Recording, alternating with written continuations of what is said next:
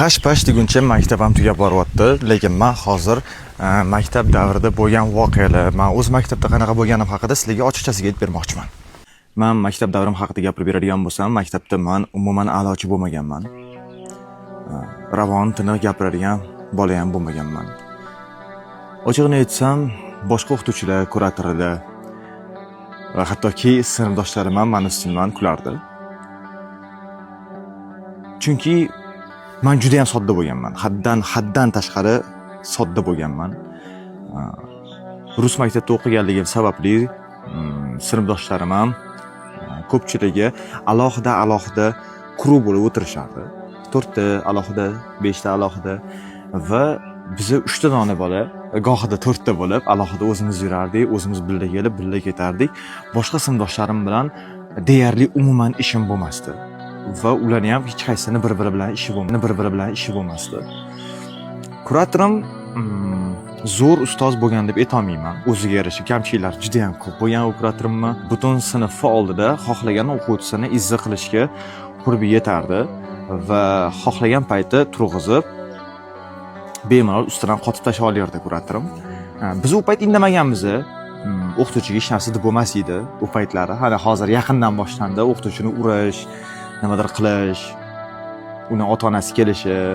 Bizga paytda unaqalar endi gohida bitta ikkita bolalar chiqib qoldi. Lekin o'zbek tili, o'zbek maktabda ona tili bo'lsa, bizda o'zbek tili bo'lardi.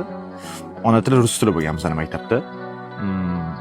O'zbek tilidan men 5 bahoga o'qiganman. Bilmayman nimaga, o'zbek tilidan ham yaxshi yozardim diktantni va o'zbek tilida ko'p narsani eslab qolish menga juda ham oson edi.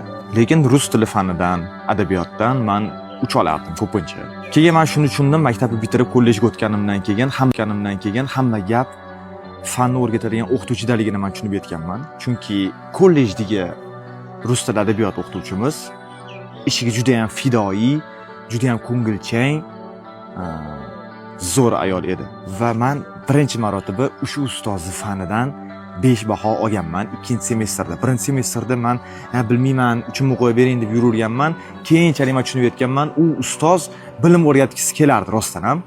Va men o'qib, o'rganib, ruschada ma'lumotlarni aytib, she'rlarni yaxshi yodlab berib, men keyin shuni tushunganmanki, gap o'qituvchida ekan ko'p holatda. Kollej paytini ham, maktab paytini ham men umuman sog'inmayman.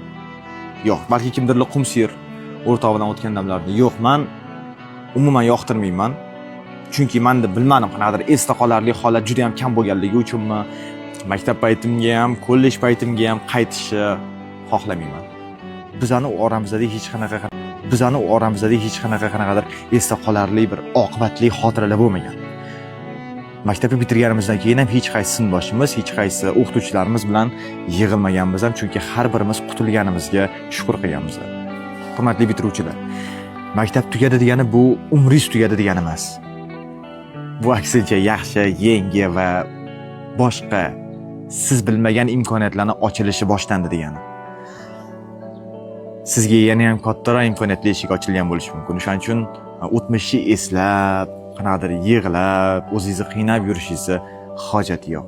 Sizga keyingi bo'lib o'tadigan hayotingizda omad tilayman. O'zingizni ehtiyot qiling, charchamang.